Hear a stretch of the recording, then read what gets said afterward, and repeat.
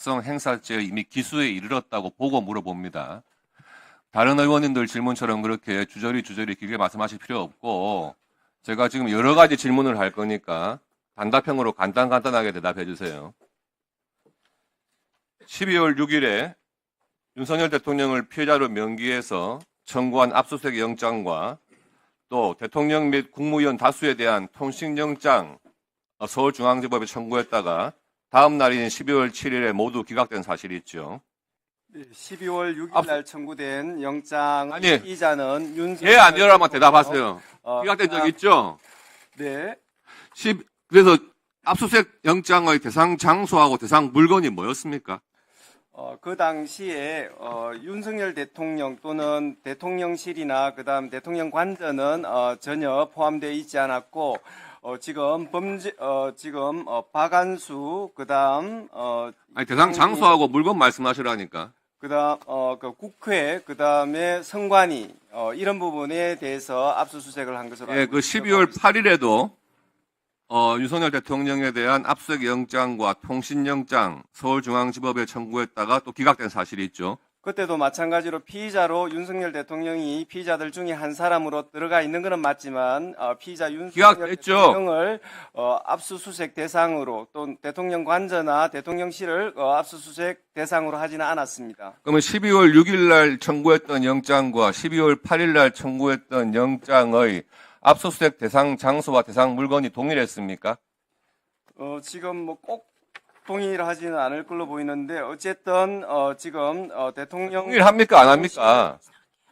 지금 그 피의자가 조금 추가되고 했기 때문에 똑같지는 그러면 않습니다. 12월 6일 날 기각된 영장에 대해서 12월 8일 날 청구한 영장이 재청구한 영장은 아니고 완전히 별개의 영장입니까?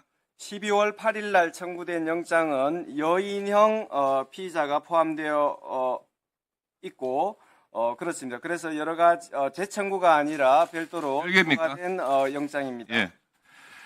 그 공수처에서 스스로 밝힌 압수수색과 통신영장의 기각 사유를 보면요. 제가 읽어볼게요. 맞는지 아닌지 확인해 주세요.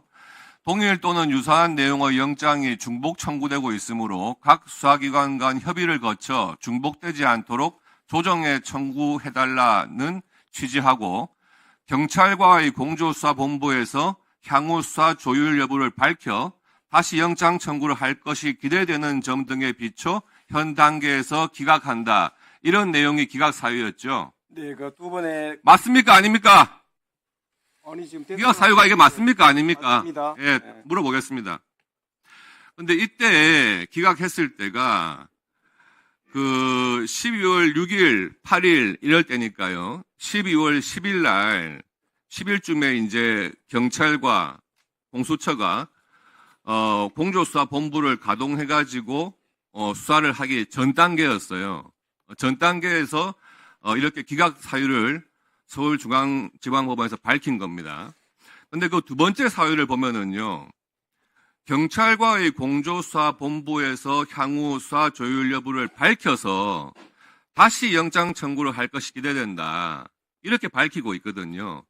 당시에는 공수처의 대통령의 내란죄에 대한 수사 권한이 과연 있느냐에 대해서 당연히 의문이 들고 있었고 경찰만이 대통령에 대한 내란 수사 권한이 있다 해서 지금 공조수사본부를 꾸려가지고 수사를 할 것이다. 이렇게 지금 진행되고 있던 상황이었어요. 그러니까 서울중앙지법에서 기각할 때 당연히 이런 문구가 들어가는 겁니다. 공수처에 대해서 이 맥락 그대로 보면은 대통령의 내란죄에 대한 수사 권한이 없다. 이렇게 읽히는 거 아닙니까? 다시 물어보겠습니다. 공수처 물어볼게요. 내란죄 수사권이 없다는 부분 끝나고 입장을 이야기하세요. 없습니다. 12월 20일에 그 서울 동부지법에 김용현 전 국방장관에 대해서 체포영장 청구했다가 기각된 사실이 있죠. 네. 이 김용현 전 국방장관은 12월 10일 날 벌써 검찰이 청구해가지고 서울중앙지법에서 발부된 구속영장에 의해서 구속이 된 상태였습니다. 네. 그래서 동부구치소에 있었기 때문에 12월 20일 날 김용현 전 장관에 대해서 체포영장 청구를 동부지법에 한 거 아닙니까? 피의자의 현재지를 찾아서 그렇죠. 동부법원에 갔습니다. 그런데 이 영장도 기각이 됐어요. 그런데 구속돼 있는 사람에 대해서 체포영장을 했다는 거는 그 구속된 피해자가 출석을 거부하기 때문에 체포영장을 한 거 아니겠습니까? 맞습니까? 예. 예. 그런데 통상적으로 이런 경우에는 대부분 체포영장이 발부가 되죠. 그런데 이 구속돼 있는 사람을 소환 조사하기 위해서 청구한 체포영장까지도 기각이 됐단 말이에요. 서울동부지법에서. 그 기각 사유가 뭐였습니까? 뭐 지금 정확하게 기억하지는 못하는데 뭐 내란죄 수사권이 없다는 그런 부분하고는 전혀 관계 없는 부분입니다. 다시 한번 말씀해 보세요. 내란죄 수사 권한하고 전혀 관계가 없어요? 제가 그 자료를 지금 출석 요구에 응하지 아니하거나 응하지 아니할 우려가 있다고 단정하기 어렵고 이 사건 피의 사실의 내용, 수사 진행 경위 등을 고려해서 기각한다 그런 취지입니다. 그런데 이 기각 사유를 왜 검찰에 송치하면서 기각 사유 부분을 가리고 송치를 했습니까?